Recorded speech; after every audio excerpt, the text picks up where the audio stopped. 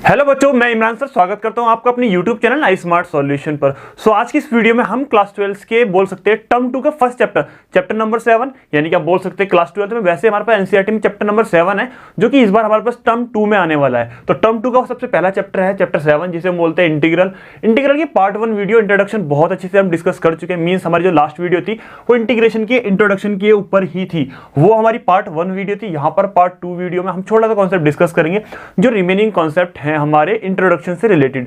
तो इंटीग्रल के इंट्रोडक्शन से रिलेटेड क्या क्या पॉइंट हमारे पास रिमेन है, कुछ जैसे कि यूजेस कहां पर होते हैं इंटीग्रेशन का, सर कहां पर पढ़े हम, इंटीग्रेशन का यूज होता कहां पर है, ये किस लिए पढ़े, एक वो देखेंगे। एक मैंने आपको कल भी बताया था, मींस लास्ट वीडियो में भी बताया था क्या कि जो इंटीग्रल है वो हमारे पास एंटी डेरिवेटिव है, मींस डेरिवेटिव का बिल्कुल उल्टा है, रिवर्स है। तो सर उसमें कंपैरिजन भी थोड़ा सा बता दो, कुछ कंपेयर करके भी थोड़ा कॉन्सेप्ट बता दो। 2 पॉइंट तो ये, थर्ड यूज भी हो गया हमारा। थोड़ा सा इंटीग्रल में हमने सर ये भी सुना है कि इंटीग्रेशन जो होता है थोड़ा डेफिनेट और इनडेफिनेट होता है, ये कॉन्सेप्ट भी क्लियर कर देते हैं। सर ये कैलकुलस के अंडर में आते हैं, तो कैलकुलस क्या होता है, ये सभी छोटे मोटे कॉन्सेप्ट हम यहाँ पर बहुत सारी थोड़ी 1-2 प्रॉपर्टी के साथ भी बेसिक डिटेल बोल सकते हैं। इंट्रो वीडियो है तो इंट्रोडक्शन ऑफ कैलकुलस है, तो थोड़ी सी बेसिक डिटेल इंटीग्रेशन की यहाँ पर डिस्कस करने वाले हैं। आफ्टर देन हमारे पास 7.1 के क्वेश्चन को हम बहुत अच्छे से सॉल्व कर सकते हैं। देन देखेंगे हम सभी आइडेंटिटीज को 1 बाय 1। तो स्टार्ट करते हैं अपनी इंट्रो वीडियो। इंटीग्रेशन क्या है हमारे पास, इंटीग्रेशन मैंने आपको बताया था एक प्रोसेस है किसी भी फंक्शन के इंटीग्रेट करने के लिए। क्या है इंटीग्रेशन, एक प्रोसेस है, जैसे कि डिफरेंशिएशन एक प्रोसेस है ना डेरिवेट करने का, ऐसे इंटीग्रेट करने का एक इंटीग्रेशन एक प्रोसेस है, मेथड। एक इंटीग्रल हमारे पास जो है 2 टाइप का होता है, एक तो डेफिनेट इंटीग्रल और एक इनडेफिनेट इंटीग्रल। इन दो नाम को बहुत अच्छे से जानते हैं हम, डेफिनेट और इनडेफिनेट। इनडेफिनेट का मतलब कहां पर होता है बताएंगे कि एग्जांपल के साथ। डेफिनेट का मतलब क्या होता है, छोटा सा पहले हम कोई भी, जैसे हमने लास्ट वीडियो में इंटर वीडियो में काफी क्वेश्चन किए हैं, एक्स स्क्वायर का अगर मैं इंटीग्रेशन करता हूं तो क्या आता है, एक्स की क्यूब अपॉन क्यूब, यही तो आता है। फॉर्मूला मैंने बताया था एक्स की एन का फॉर्मूला कैसे आया था सब कुछ, अगर आपने मैं आपको बता दूं। अगर आपको पार्ट 2 वीडियो बहुत अच्छे समझना चाहते हैं तो पार्ट 1 वीडियो देखना ना भूलें, जिसका लिंक मैं आपको डिस्क्रिप्शन बॉक्स में प्रोवाइड कर दूं, ऊपर आई के बटन में भी आपको मिल जाएगा। ये अदरवाइज आप चैनल पर विजिट कर पूरी सेपरेट प्ले लिस्ट देख सकते हैं यहाँ पर टर्म 2 के लिए ना। तो हमारे पास एक्स स्क्वायर का हमारे पास इंटीग्रेशन क्या होता है, एक्स की क्यूब अपॉन 3। लेकिन इंटीग्रेशन करते हैं उसके जस्ट बाद, इंटीग्रेशन किसी भी फंक्शन का होने के जस्ट बाद हमें कांस्टेंट ऐड करना होता है। क्यों ऐड करना होता है, बहुत अच्छे से क्लियर हो चुका है ना पार्ट 1 वीडियो में। क्योंकि यहाँ पर हमारे जब डिफरेंशिएट हुआ होगा, कोई भी कांस्टेंट हुआ होगा, वो कांस्टेंट होता क्या है, ये कांस्टेंट क्या होता है, ये भी यहाँ पर डिस्कस करेंगे। नाम सुनेंगे इंटीग्रेशन में हम चैप्टर 7 में 8 में 9 में कभी भी आप सुनेंगे आर्बिट्रेरी कांस्टेंट, वो क्या होता है वो भी यहाँ देखेंगे। अभी ये इंटीग्रेशन हो गया, इंटीग्रेशन में कुछ ना कुछ कांस्टेंट जरूर ऐड होता है। मींस वो कांस्टेंट क्या हो सकता है, कोई भी रियल नंबर, 2, 3, 4, -10, -15। तो इट मींस जो मेरे पास इंटीग्रेशन ये वाला आया, क्या ये डेफिनेट है या इनडेफिनेट है? सर इनडेफिनेट है, क्योंकि फिक्स ही नहीं है सर, यहाँ पर कांस्टेंट कुछ भी हो सकता है। तो इनडेफिनेट इंटीग्रल वो होता है जिसमें +c कांस्टेंट लिखा हुआ आपको मिल जाएगा। सबसे मेजर बोल सकते हैं, एक बेसिक सी आइडेंटिटी है इनडेफिनेट इंटीग्रल की। अब डेफिनेट इंटीग्रल कौन सा होता है सर, जैसे कि आपने किसी भी चीज का मान लिया, मैंने एक्स स्क्वायर का इंटीग्रेशन करना है। अब इंटीग्रेशन पहले मैं इसकी आपको बता दूं कि एक तरीके से इसकी आइडेंटिफिकेशन क्या है, बेसिक एक तरीके से आप कैसे पहचानेंगे कि जो मेरे पास इंटीग्रेशन लिखा है दोनों सेम लिखे हैं, कि सर ये वाला इंडेफिनिट है ये वाला डेफिनेट है। कैसे पहचानेंगे, बहुत अच्छे से, ये वाले इंटीग्रल के साइन के पास नीचे कोई ना कोई लिमिट लिखी मिलेगी, जैसे यहां पर लिखी थे 2 और यहां पर 1। इट मीन्स दोबारा देखो, यहां पर मैं एक बार और बता देता हूं, इंटीग्रेशन का साइन डेफिनेट के लिए ये मेरे पास कोई भी फंक्शन होगा, ये dx होगा और यहां पर a और यहां पर b, यानी इंटीग्रल के साइन के लिए ये वाली जो लिमिट होती है इसे बोलते हैं लोअर लिमिट, इसे अपर लिमिट बोलते हैं। सॉल्व करते टाइम x की वैल्यू पहले अपर लिमिट रखते हैं, माइनस देन लोअर लिमिट रखते हैं। एक क्वेश्चन को थोड़े सॉल्व करके बताएंगे। वैसे ये कॉन्सेप्ट इंडेफिनेट इंटीग्रल का 7.9 में जाकर बहुत अच्छे से स्टार्ट होगा, तो वहां पर एक बार दोबारा भी देखेंगे। लेकिन जब बेसिक की बात करें थोड़ा सा बता देते हैं टच। तो एक्स स्क्वायर का इंटीग्रेशन हमारे पास क्या आया था, एक्स क्यूब अपॉन 3।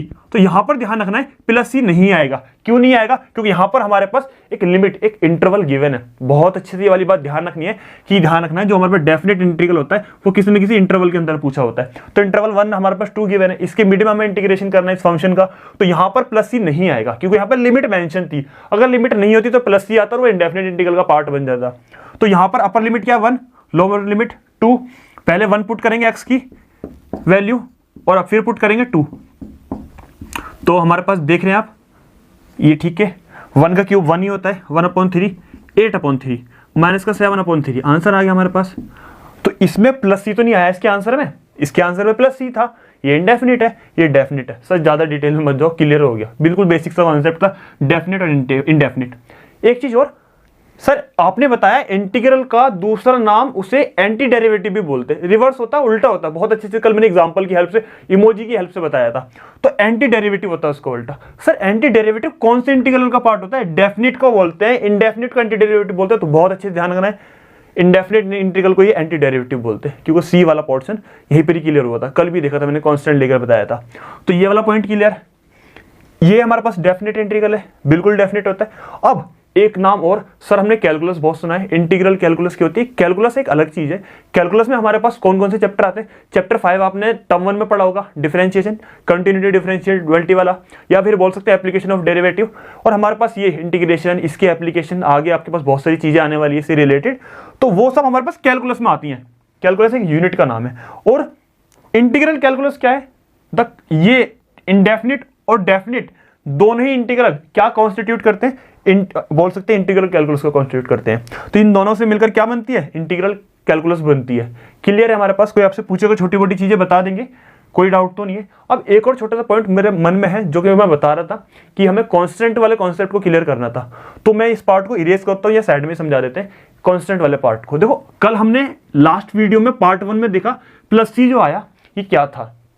इसे हम यहां पर बोलते हैं, कोई आपसे पूछ ले इंटीग्रल का किसी भी फॉर्मूला, आपने किसी भी फंक्शन का इंटीग्रेशन करा और प्लस सी लिख दिया, कोई भी आपसे पूछता है कि सी क्या है, तो आप यहां पर बोलेंगे ये इंटीग्रेशन कांस्टेंट है, इंटीग्रल कांस्टेंट है। ठीक है, ठीक है। लेकिन जो यहां पर, जैसे कि यहां पर एक्स स्क्वायर प्लस 10 था, इसका डेरिवेटिव किया, सॉरी इंटीग्रेशन किया आपने, एक्स स्क्वायर का 2x, सॉरी डेरिवेटिव किया आपने, क्या किया आपने? डिफरेंशिएशन किसका? एक्स स्क्वायर प्लस 10 या 4 कुछ भी हो जाए, 10 ही है, इसका डेरिवेटिव करते हैं आप। तो डेरिवेटिव करा एक्स स्क्वायर का 2x और कांस्टेंट का 0। ये जो कांस्टेंट चला गया, ये तो कोई भी रियल नंबर हो सकता है, सबका 0 होगा। प्लस 10 है, कोई बात नहीं, -10 होता, प्लस 4 होता, कुछ भी, जो भी हमारे पास एक्स वाई जेड नंबर होते हैं, हमारे पास कोई भी रियल नंबर जो भी होता है, उसका कांस्टेंट हमारे पास, उसका डेरिवेटिव 0 ही आता है। क्योंकि हमने डेरिवेटिव के फॉर्मूले में पढ़े हैं 11th क्लास में भी और टर्म 1 में भी, कि कांस्टेंट का डेरिवेटिव क्या होता है? कांस्टेंट का डेरिवेटिव हमारे पास ऑलवेज क्या होता है? 0 होता है।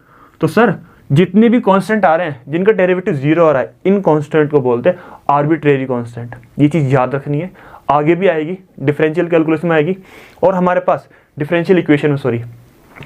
तो ये हमारे पास क्या है? आर्बिट्रेरी कांस्टेंट है, और ये वाला कांस्टेंट हमारे पास इंटीग्रल कांस्टेंट है। दोनों में कंफ्यूजन क्लियर करना है, बिल्कुल कोई प्रॉब्लम तो नहीं है। जो यहाँ पर डेरिवेटिव में खत्म हो जाता है ना, जो भी हमारे पास कांस्टेंट होता है, कहीं पर a लिखा होता है तो डेरिवेटिव 0, क्योंकि कांस्टेंट है। log a लिखा हुआ है, सब चीजें चली जाती है, मींस हमारे पास जो भी रियल नंबर होते हैं। तो हमारे पास ये चीज होती क्या है, ध्यान रखना, इनसे आर्बिट्रेरी कांस्टेंट बोलते हैं, इन्हें इंटीग्रल कांस्टेंट बोलते हैं। ये वाला डाउट क्लियर, ये छोटे मोटे पॉइंट क्लियर। अब बात करते हैं किस पॉइंट की? नेक्स्ट पॉइंट देखते हैं, कुछ प्रॉपर्टी देखते हैं, यानी कि प्रॉपर्टी ऑफ इंटीग्रेशन देखते हैं, क्या क्या प्रॉपर्टी है वो। इंटीग्रेशन से रिलेटेड प्रॉपर्टी तो आपको बहुत सारी बेसिक सी मिल जाएंगी, एनसीईआरटी में भी है। लेकिन और जो हम क्वेश्चंस को बोल सकते हैं, अपकमिंग हमारे पास जो एक्सरसाइज है, अपकमिंग वीडियोस में आपको हमारे पास जो भी आपके पास नोट्स आने वाले हैं, उसमें छोटे छोटे पॉइंट्स को आपको क्वेश्चन करते टाइम डिस्कस हो जाएंगे। ज्यादा बोल सकते डीप नहीं है, थोड़े से ऐसे ये भी माइनर से है मेरे अकॉर्डिंग। तो ये भी नहीं कि बच्चों को नॉर्मली ना पता, क्योंकि मैंने डेरिवेटिव में बहुत अच्छे से पढ़ा हुआ है कॉन्सेप्ट, तो इसलिए यहाँ पे फिर भी डिस्कस कर लेते हैं। बहुत सारी है, लेकिन 2 ही डिस्कस करेंगे जो बिल्कुल बिल्कुल बोल सकते कॉमन सी हैं। और जो रिमेनिंग भी ना, जो मैंने बोल सकते स्किप भी करी ना, वही बहुत ज्यादा कॉमन थी, इसलिए छोड़ो उन्हें। ऐसे यहाँ पर देखते हैं, इस रिलेटेड 1-2 क्वेश्चन भी बता देंगे। जैसे कि यहाँ पर लिखा हुआ है, किसी भी फंक्शन का हमारे पास इंटीग्रेशन करना हो और साथ में कोई ना कोई कांस्टेंट भी हो, तो उसका इंटीग्रेशन करते टाइम हम कांस्टेंट को बाहर लिख सकते हैं, ऐसी कोई प्रॉब्लम नहीं है। सपोज दैट फॉर एग्जाम्पल कोई भी, जैसे कि मुझे करना है किसका लें, हम यहाँ पर लिख लें कांस्टेंट कोई भी x की पावर 4 लिख लें, आसान से लेते हैं। कभी आप सोचो सर इतने इजी एग्जांपल क्यों ले रहे हैं, क्योंकि भाई इंटर वीडियो है, इंटर वीडियो में आसानी लेना पड़ेगा, वरना बच्चे डर जाएंगे, फिर आएंगे भी नहीं, विजिट भी नहीं करेंगे ना, मतलब देखेंगे भी नहीं कि सर इंटीग्रेशन पढ़ा रहे हैं, छोड़ के भाग जाएंगे। तो इसलिए बिल्कुल इसकी नॉर्मल क्वेश्चन ले रहे हैं, एग्जाम्पल बहुत स्मूथ छोटे छोटे बोल रहे हैं, जिससे कि आपको बोल सकते हैं कॉन्सेप्ट क्लियर हो जाए। क्लियर होने के बाद जब आप बोल सकते हैं ना, धीरे धीरे आप अच्छे प्लेयर बन जाएंगे ना, देन आपको अच्छे क्वेश्चंस भी हमें देखने के लिए मिलेंगे। यहाँ पर ऑलरेडी यहाँ से चैनल पर हैं वैसे, लेकिन फिर भी टर्म 2 के लिए आपको डिफरेंट भी मिलेंगे। सो देखते हैं, हमारे पास एक एग्जांपल x की पावर 4 कोई भी हमने एक फंक्शन ले लिया, इसका कांस्टेंट कोई भी ले लेते हैं, 6 ले लेते हैं। इसका मुझे इंटीग्रेशन करना है, इंटीग्रेशन करते टाइम मैंने बताया था ये 6 एज ए कांस्टेंट है यहाँ पर, तो बाहर लिख सकते हैं x की पावर 4 dx। अब इसका इंटीग्रेशन कर सकते हैं आप, समझ में आ गया कॉन्सेप्ट? क्या 6 को हम बाहर लिख सकते हैं, बहुत आसान सा कॉन्सेप्ट है। कुछ भी, जैसे कि 3 sin 2x, तो मुझे क्लियरली पता है ये मेरे पास मेन पार्ट है, इसका मुझे इंटीग्रेशन करना है। 3 एज ए कॉन्स्टेंट यहाँ पे प्ले होना है, तो 3 को हम बाहर लिख सकते हैं, sin 2x का हम इंटीग्रेशन कर सकते हैं, कोई प्रॉब्लम तो नहीं है ना। sin 2x से एक चीज़ और याद आई, इंटर वीडियो में वो भी डिस्कस कर लेंगे। अभी इससे रिलेटेड एक फॉर्मूला बताएंगे जो कि इंटीग्रेशन में थोड़ा सा डिफरेंट तरीके से है, वो भी देखेंगे। अभी पहली प्रॉपर्टी बिल्कुल क्लियर हो गई, सर बिल्कुल क्लियर है, कुछ भी नहीं है इसमें, तो मजाक था। सेकंड देखते हैं, सेकंड प्रॉपर्टी हमारे पास क्या है। देखो सेकंड प्रॉपर्टी में हमारे पास बोला गया है कि अगर आपके पास दो फंक्शन है, दो फंक्शन कुछ भी हो सकते हैं, एक एल्जेब्रिक हो जाए, एक ट्रिग्नोमेट्रिकल फंक्शन हो जाए, दो फंक्शन है, दोनों को इंटीग्रेट करना है, दोनों को एक साथ करना है, तो आप उन्हें सेपरेटली भी कर सकते हैं, इस तरीके से सेपरेट करके भी कर सकते हैं। यहाँ से क्लियर नहीं है वो, तो एग्जाम्पल की हेल्प से पक्का ही हो जाने वाला है। तो x² sin x, ये हमें इंटीग्रेशन करना है, दोनों फंक्शन है ना एक साथ लिखे हुए, तो उन्हें अलग अलग कर सकते हैं, जैसे कि डेरिवेटिव में करते थे हम। डेरिवेटिव में भी सेम ऐसे ही किया, और डेरिवेशन जो है डिफरेंशिएशन हमने सभी बच्चों ने किया होगा, बिल्कुल बोल सकते पूरी सबको ही पता है डिफरेंशिएशन। तो sin x का अलग कर लिया, x² का अलग कर लिया, और आराम से अब इंटीग्रेशन कर सकते हैं हम। यस और नो, कोई प्रॉब्लम तो नहीं है। तो दोनों ही प्रॉपर्टी क्लियर हो गई। प्रॉपर्टी ज़्यादा हवा तो थी नहीं, बिल्कुल हप्पा थी, आसान थी। अब देखेंगे हम क्या, बहुत अच्छा सा एक और छोटा सा एग्जाम्पल, मीन्स जिसकी हेल्प से आप इंटीग्रेशन की 7 पॉइंट एक्सरसाइज, 7 चैप्टर की इंटीग्रल की 7.1 एक्सरसाइज में ऐसे क्वेश्चन देखेंगे। जैसे कि सपोज दैट मैं डेरिवेटिव से, मैंने इंट्रो वीडियो 1 में भी मैंने आपको बताया था कि मैं डेरिवेटिव के कॉन्सेप्ट से लेके चलूंगा, इंटीग्रेशन पर खत्म कर देंगे, जिससे कि आपको रिलेशन भी पता चल जाए, एंटी डेरिवेटिव का मीनिंग भी पता चल जाए, और कॉन्सेप्ट क्लियर भी हो जाए, कुछ नया लगे भी ना, वरना इंटीग्रेशन हार्ड लगता है तो हार्ड नहीं लगेगा। तो हमने अगर sin 3x लेते हैं, sin 3x का डिफरेंशिएशन पढ़ा है, क्या होता है बहुत अच्छे से पता है। डेरिवेटिव sin 3x का होता है हमारे पास cos 3x, लेकिन जिसे हम x लेट करते हैं चेन रूल के अकॉर्डिंग, उसका डेरिवेशन दोबारा करेंगे, तो हमारे पास 3x का डिफरेंशिएशन जब करेंगे, 3 कांस्टेंट है, x का डिफरेंशिएशन 1, तो 3 cos 3x आया। ये हमारे पास क्या आ गया, इसका डिफरेंशिएशन। यही बात करते हैं हम किस में, इंटीग्रेशन में। इंटीग्रेशन में क्या होता है देखेंगे अच्छे से। ये चीज़ को मैं ना एक थोड़ा सा बोल सकते हैं, इसे लैंडस्केप में ना लिखकर पोर्ट्रेट में लिखते हैं, सॉरी पोर्ट्रेट में ना लिखकर लैंडस्केप में। ये हमारे पास cos 3x आ गया, इसका डेरिवेशन यही तो आया, sin 3x का cos 3x, जिसे x मानेंगे दोबारा आ गया। अब इसका इंटीग्रेशन करना हो, मीन्स किसका, sin 3x का, ठीक है, या cos 3x का। देखो बहुत अच्छे से कॉन्सेप्ट को क्लियर करना है, जैसे कि हमने पार्ट 1 में किया था, क्या कि अब इसका इंटीग्रेशन करना है। मैंने आपको बताया था एंटी डेरिवेटिव, अगर इसका डेरिवेटिव ये है तो इसका इंटीग्रेशन ये होगा उल्टा। तो cos 3x का इंटीग्रेशन क्या होगा, sin 3x, क्या होगा sin 3x, लेकिन मल्टीप्लाई वाला 3 कहाँ जाएगा, डिवाइड में।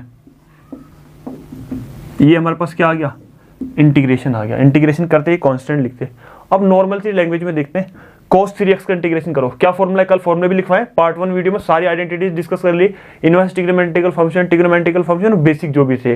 तो cos 3x का इंटीग्रेशन होता है sin 3x, जिसे हम x लेट करते हैं, दो लैंग्वेज में समझे। आया कहाँ से, मल्टीप्लाई चेंज इनटू डिवाइड, ये बिल्कुल एग्जैक्ट रीजन है। यहाँ पर आप किस तरीके से प्रिपेयर कर सकते हैं, cos 3x का इंटीग्रेशन आया sin, और जिसे आप x लेट करेंगे चेन रूल के अकॉर्डिंग, उसका डेरिवेटिव अपॉन में, ऐसे भी याद कर लो, कोई प्रॉब्लम नहीं है। तो जैसे कि यहाँ पर क्या आएगा, कुछ भी ले लेते हैं, sin 4x आ गया, इसका इंटीग्रेशन करना है, तो sin x का होता है माइनस का cos x, जो हमारे पास x वाला पार्ट है उसका डेरिवेशन अपॉन में। क्लियर, और आया कहाँ से, रीजन आपको पता भी चल गया, कैसे भी कर सकते हैं। ये मैंने इसलिए बताया जिससे कि आगे प्रॉब्लम ना हो। और भी एक दो एग्जांपल ले लेते हैं, क्या ले लेते हैं, हमारे पास साइन ही ले लेते हैं अभी, tan cot अभी लेंगे नहीं क्योंकि मैंने उसकी आइडेंटिटी बताई नहीं है अभी। इसका इंटीग्रेशन करते हैं, sin x का हमारे पास इंटीग्रेशन होता है माइनस का cos x, माइनस का cos, और जिसे हमने x माना, x हमने किसे माना, इसे sin x पढ़ा था मैंने अभी, sin x, तो ये सब x है, इसका डिफरेंशिएशन अपॉन में कर लेते हैं। तो अपॉन में डिफरेंशिएशन करेंगे तो x का तो 1 हो जाएगा, a आएगा, कांस्टेंट का 0, तो अपॉन में हमारे पास क्या आएगा, a आएगा। कोई प्रॉब्लम तो नहीं है ना। क्लियर हो गया। और आया कहाँ से, रीजन भी पता चल गया, डिफरेंशिएशन की हेल्प से डेरिवेटिव करते हैं, मल्टीप्लाई में आता है, मल्टीप्लाई वाला डिवाइड में चेंज होकर इस तरीके से। ये आपको 7.1 में ऐसे आपको कुछ क्वेश्चन बहुत जरूर मिलने वाले हैं, जिसको आप यहाँ से आराम से प्ले कर सकते हैं। प्रॉपर्टी भी क्लियर हो गई, ये भी क्लियर हो गई। इस वीडियो का पार्ट 2 वीडियो इंट्रोडक्शन का लास्ट टॉपिक डिस्कस करते हैं, थोड़ा सा कंपैरिजन, 1 मिनट और कंपैरिजन और क्या यूजेस और देख लेते हैं, इनका यूज कहाँ करना है, कंपैरिजन कहाँ करना है। वरना आप यही चीज बोलते रहेंगे, सर जो हमने ये अल्फा बीटा गामा लैम्बडा थैम्बडा लसन ये सब पढ़ा है, इसे यूज कहाँ करना है। तो ऐसी इंटीग्रेशन भी तो पढ़ रहे हो, इंटीग्रेशन का यूज कहाँ करना है, ये मेन है ना। तो देखते हैं इसके यूजेस और comparison. So part 2 introduction video के सबसे लास्ट टॉपिक को डिस्कस करते हैं, यूजेस और कंपैरिजन। ज्यादा बड़ा कॉन्सेप्ट नहीं, सिर्फ और सिर्फ मैं इसीलिए डिस्कस कर ले रहे हैं क्योंकि इंट्रो वीडियो, वरना इससे बोर्ड से बोल सकते एग्जाम से रिलेटेड कुछ भी इसका कुछ यूज नहीं है। डेली यूजेस में कहाँ पर यूज करते हैं, कंपैरिजन क्या है डेरिवेशन और इंटीग्रेशन में, मतलब बेसिक्स है। तो देखते हैं बिना टाइम को वेस्ट किए। यूजेस की अगर हम बात करते हैं तो मैंने कुछ ही बोल सकते हैं, कॉमन से यूजेस लिखे हैं। सबसे पहला, मैनी प्रैक्टिकल सिचुएशन। हमारे पास बहुत सारी प्रैक्टिकल सिचुएशन ऐसी क्रिएट होती हैं जिसमें हमें फंक्शन को इंटीग्रेट करना होता है। सपोज दैट, सर एग्जांपल दो, बिना एग्जांपल के मुझे नहीं आएंगे। तो dv/dt, किसी भी ऑब्जेक्ट की, आपके पास किसी भी ऑब्जेक्ट की वेलोसिटी है कुछ एट द रेट बोल सकते हैं। तो अगर मुझे वेलोसिटी फाइंड करनी है तो उस फंक्शन को हम इंटीग्रेट करेंगे और हमारे पास उसकी वेलोसिटी आ जाएगी। यस और नो, कोई भी ऐसी वेलोसिटी है रेट अकॉर्डिंग दी हुई हमारे पास, तो हम उसकी इंटीग्रेशन करके क्या वेलोसिटी फाइंड कर सकते हैं। बेसिक सा कॉन्सेप्ट है, 11th में बहुत किया है, ठीक है ना। अब हम देखते हैं, फिजिक्स में पढ़ा है हमने 11th में, इसके हमने न्यूमेरिकल भी किए हैं काफ़ी। क्लास 12th की फिजिक्स में आपने टर्म 2 की जब आप इंटीग्रेशन देखा तो आपने क्लास 12th की फिजिक्स भी थोड़ी बहुत देखी होगी, तो डिफरेंशिएशन यहाँ पर यूज़ देखा होगा। कोई भी ऐसा फंक्शन आया तो इंटीग्रेशन करने के बाद इसका फंक्शन की मेन वैल्यू क्लियर होती थी हमारे पास। जैसे कि 1-2 पॉइंट और देखेंगे। Second, finding a function whenever it's derivative is given. हमारे पास कोई भी एक फंक्शन है, उसका डेरिवेटिव गिवन है। डेरिवेटिव मतलब मान लेते कोई फंक्शन ये दिया हुआ है, ये फंक्शन है, इसको इंटीग्रेट करना है तो हमारे पास क्या आ जाएगा, फंक्शन आ जाएगा fx। क्लियर। किसी भी फंक्शन को निकालने के लिए जब उसका डेरिवेशन दिया हो तो इंटीग्रेशन करना पड़ेगा। तो इंटीग्रेशन का यूज़ कहाँ पर, समझ में आया, नहीं समझ में आया, कोई भी एक एग्जाम्पल लो, x ले लो, x का हमारे पास मान लो, हमारे पास x का इंटीग्रेशन करना, ये पता करना कि रियल पॉलिनोमियल क्या था। रियल पॉलिनोमियल पता नहीं है, अगर मैं थोड़ा सा डीप में बता दूं क्योंकि मेरा मन कर रहा है, तो मेरे पास मान लेते हैं मेरे पास एक फंक्शन है, किसी को बताना नहीं है, आपको चुपके से ध्यान रखना है। ये मेरे पास एक फंक्शन था, ठीक है, और इसका ना हमारे पास सिर्फ और सिर्फ ये आपको पता नहीं है, सिर्फ आपको पता क्या है, ये पता है कि ये एक फंक्शन दिया हुआ है, इसका डेरिवेशन गिवन है, ये किसी फंक्शन का, इसका बताना नहीं, इसका डेरिवेशन गिवन है ये। अब हम देखते हैं हमारे पास कि इसका इंटीग्रेशन करके हम अपने फंक्शन का पता लगा सकते हैं, फंक्शन क्या था। तो x की पावर 1, फॉर्मूला क्या होता है n+1, यानी कि 1+1 अपॉन में n+1। तो हमारे पास x की पावर 2+2 आया। यही तो था फंक्शन, यस और नो। कांस्टेंट वाला पार्ट 1 मिनट के लिए वो कर देना, कभी आप सोचो सर, कभी आ जाए मैसेज आना शुरू हो जाए, मीन्स कमेंट आना शुरू हो जाए, सर कांस्टेंट कहाँ गया। तो x² मीन्स हमारे पास किसी फंक्शन का डेरिवेटिव गिवन होने पर उसका इंटीग्रेशन करके हम फंक्शन को फाइंड कर सकते हैं, वाकई में रियल में फंक्शन था क्या। क्लियर, कांस्टेंट वाले पार्ट को छोड़कर। अब आते हैं नेक्स्ट पे। अब थर्ड यूज क्या है, finding the area of a bounded reason. किसी भी बाउंडेड रीजन का एरिया हम फाइंड कर सकते हैं इंटीग्रेशन की हेल्प से। सर कैसे, बिल्कुल जैसे कि हम आपको बता दें, चैप्टर 7 चल रहा है, चैप्टर 8 हमारे पास यही है, एप्लीकेशन ऑफ डेरिवेटिव। वहाँ पे आप एप्लीकेशन ऑफ इंटीग्रल के यूजेस में आप सबसे मेन चीज़ यही पढ़ेंगे, एरिया ऑफ बाउंडेड कर्व। कोई भी हमारे पास बाउंडेड रीजन होगा उसका हमें एरिया फाइंड करना होगा। जैसे कि आपने एप्लीकेशन ऑफ डेरिवेटिव पढ़े, सेम ऐसी एप्लीकेशन ऑफ इंटीग्रल है, वो चैप्टर 8 है, तो वहाँ पर हम इसे पढ़ लेंगे, किसी भी बाउंडेड कर्व का एरिया फाइंड करना, तो बहुत अच्छे से क्लियर हो जाएंगे। तो यूजेस क्लियर, ज़्यादा की नीड नहीं है, थोड़ा बहुत नीड बहुत है, इतना। अब चलते हैं वहाँ पर थोड़े से कंपैरिजन के ऊपर। कंपैरिजन क्या क्या है, शॉर्ट में मैंने यहाँ मेंशन कर दिया है। और हमारे पास दिया हुआ है all functions are not differentiable. जितने भी फंक्शन होंगे जरूरी नहीं है कि वो डिफरेंशिएबल हो, कुछ फंक्शन ऐसे भी हो सकते हैं नहीं हो। सेम ऐसी all function are not integrable, मतलब जरूरी नहीं है सभी इंटीग्रेबल हो, मतलब दोनों चीजें क्लियर है। पहला कंपैरिजन ठीक है, सिमिलर है। अब देखते हैं सेकंड कंपैरिजन को, derivative of a function is a unique solution. किसी भी फंक्शन का डेरिवेटिव करते हैं ना तो यूनिक सॉल्यूशन आता है। The integral of a function is not so.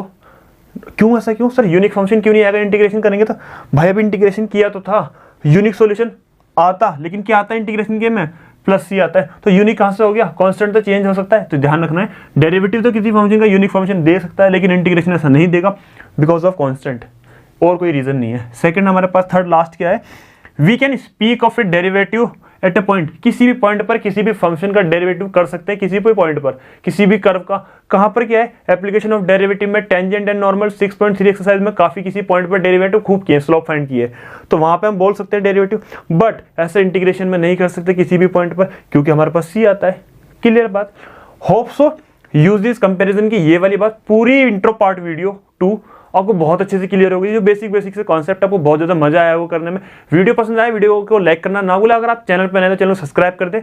Subscribe क्यों करना है, सब्सक्राइब इसलिए करना है क्योंकि आपको पता है टर्म 2 के प्रिपरेशन के लिए वीडियो प्रिपेयर हो चुके हैं।